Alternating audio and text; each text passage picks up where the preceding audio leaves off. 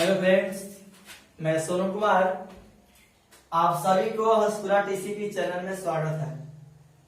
Friends, आज का topic है निर्देशांक ज्यामिति एक्सरसाइज 7.3 का क्वेश्चन नंबर 4।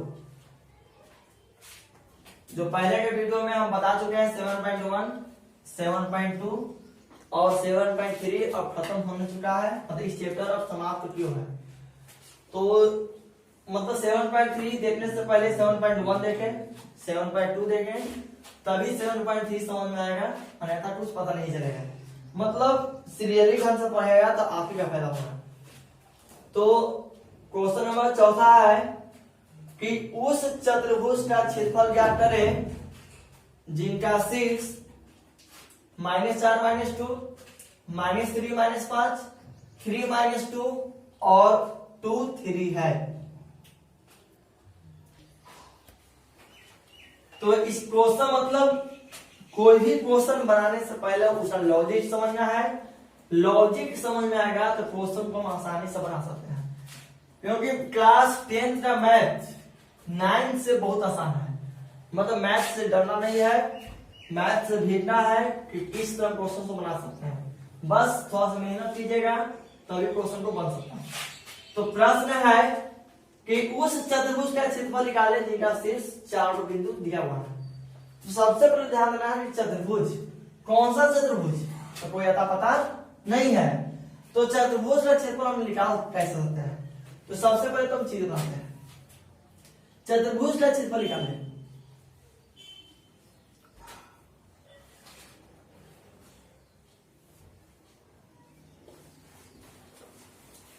मान लेते हैं ए बिंदु है, बी बिंदु है, सी बिंदु है, डी बिंदु है। इन चारों बिंदु का वैल्यू दे चुका है, ए है, बी है, सी है और बची है। तो ए का दिया हुआ है -4 -2, बी का दिया हुआ है -3 -5, सी का दिया हुआ है 3 -2 और डी का दिया हुआ है 2 3। अब कहा कि इन चारों बिंदु से बनने वाले चतुर्भुज का क्षेत्रफल क्या होगा। तो चतुर्भुज का क्षेत्रफल निकाले कैसे, तो कुछ नहीं करना है, बस एक लॉजिक बताना है, उस लॉजिक के हिसाब से बता सकते हैं। तो जब भी चतुर्भुज का क्षेत्रफल जब पूछता है तो ध्यान देना कि किसी एक विकर्ण को, एसी विकर्ण को चाहे बीडी विकर्ण को, किसी एक विकर्ण को आपस में मिला देना। एसी मिलाओ चाहे बीडी मिलाओ, कोई एक विकर्ण मिलाना। और एक विकर्ण को मिलाने के बाद ध्यान से देखना, इस चित्र को 2 भाग में बांट दें। एक त्रिभुज बांटे एबीसी और एक त्रिभुज बांटे एसीडी बांटे, पड़ा हुआ है। तो जब भी चतुर्भुज का जब क्षेत्रफल पूछे तो किसी एक विकर्ण को, एसी विकर्ण चाहे बीडी, कोई एक विकर्ण को आपस में मिला देना है।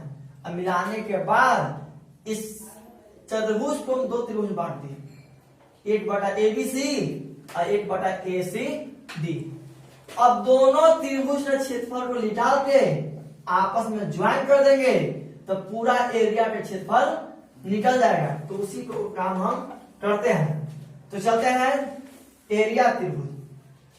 जब एसी विकर्ण को मिलाए तो 2 त्रिभुज बना, तो सबसे पहले कौन त्रिभुज बना, एबी।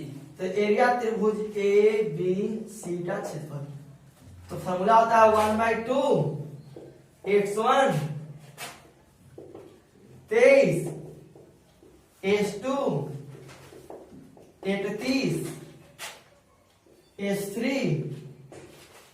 12। 23 31 12 के हिसाब से हम सूत्र को याद कर सकते हैं।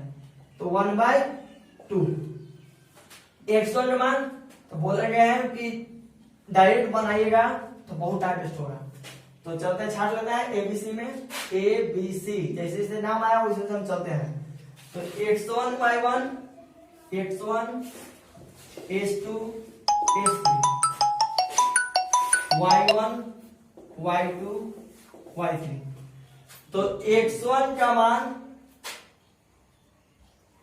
एबीसी, तो x1 का मान है -4, s2 का मान है -3 और st का मान है 3। एबीसी में चल रहा है y1 तो y1 का मान है -2, y2 का मान है -5 और y3 का मान है -2। अब बैठाते हैं तो x1 का मान -4, y2 तो y2 का मान -5 माइनस y3 -2 तो माइनस माइनस प्लस h2 -3। बता चुके हैं कि चिन्ह यहाँ पे बदलना नहीं है, पहले ब्रैकेट हल तब बाहर के हल। y3 -2, y1 -2 minus minus plus h3 3, y1 -2, y2 -5 minus minus plus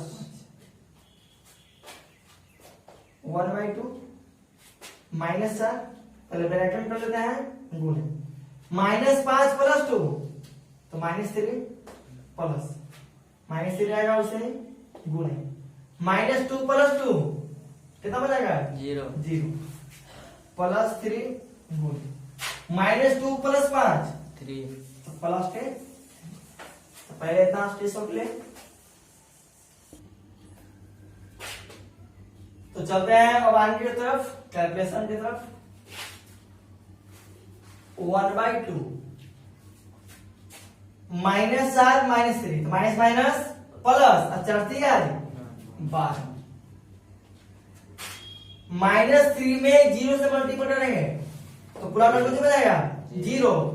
तो प्लस माइनस माइनस पूरा ना प्लस माइनस माइनस अब पूरा कितना बनेगा 0 प्लस 3 है 9 तो 1/2 अब 12 + 9 तो 12 9 21 0 का महत्व क्या है तो 21 रहेगा। तो 1/2 गुणे 21 तो काटने नहीं घट नहीं रहा है पॉइंट में आएगा छोड़ दो तो 21/2 वर्ग मात्रक। ये हमारा आंसर नहीं है भाई, आंसर तो रियल निकालना है चतुर्भुज का क्षेत्रफल। ये आया किसका क्षेत्रफल त्रिभुज एबीसी का क्षेत्रफल। पहले इतना उतारे अस्तित्व के लिए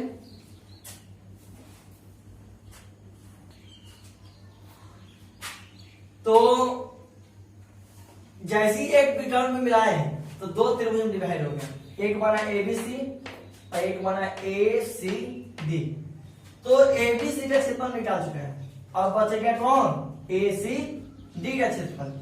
तो एरिया त्रिभुज एसीडी बराबर 1/2 x1 23 h2 31 h3 12। वैल्यू बैठाने से पहले बता चुके हैं कैलकुलेशन में छाटेंगे तो बहुत आसान हो जाएगा, नहीं तो बहुत भारी हो जाएगा, मतलब टाइम वेस्ट होता है। तो x1 h2 h3 y1 y2 y3। तो x1 तो चलते हैं ACD में, तो x1 y1 h2 y2 h3 y3। तो x1 का मान है -4, h2 का मान है 3 और h3 का मान है 2। y1 का मान है -2, y2 का मान है -2 और y3 का मान है 3। अब उसके हेल्प से हम आगे बढ़ाते हैं। तो x1 -4 वहां चलते हैं,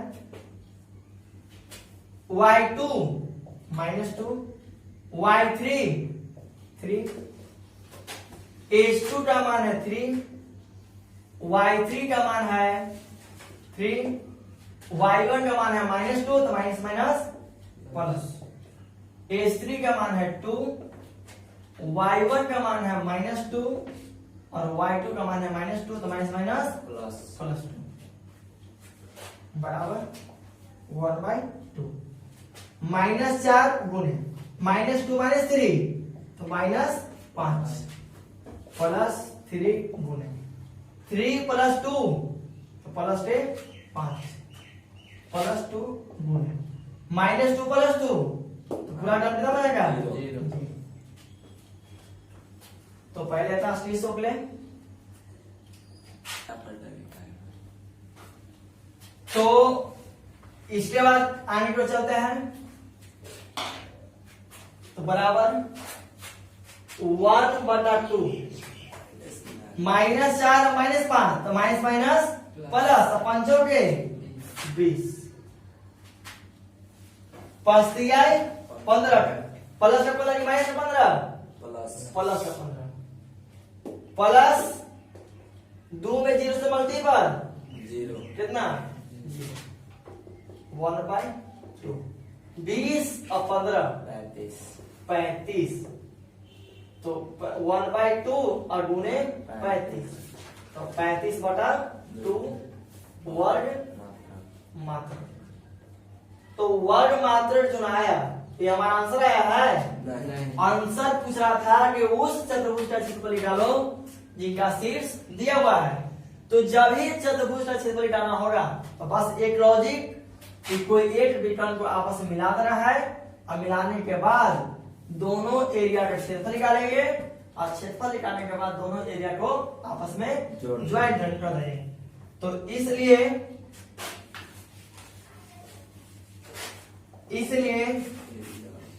चतुर्भुज ABCD का क्षेत्रफल बराबर, तो चतुर्भुज जब ABCD जब क्षेत्रफल निकालेंगे तो एरिया त्रिभुज ABC प्लस एरिया त्रिभुज ACD, इन दोनों त्रिभुज क्षेत्रफल को आपस में जोड़ते हैं। तो ABC का कितना क्षेत्रफल था 21/2 और ACD कितना आया 35/2, तो 2 एलसीएम लेंगे तो 2 कैंसिल, तो 21, 2 कैंसिल, तो 35, 35 और 21 जोड़ते हैं तो 5 और 1 6 और 3 और 2 5/2, 28 दूना तो 28, कुछ लिखे यहाँ तो वर्ग मात्रक आंसर। तो चतुर्भुज का क्षेत्रफल आया 28 वर्ग मात्रक। तो इस चैप्टर का क्वेश्चन नंबर 4 हो चुका है।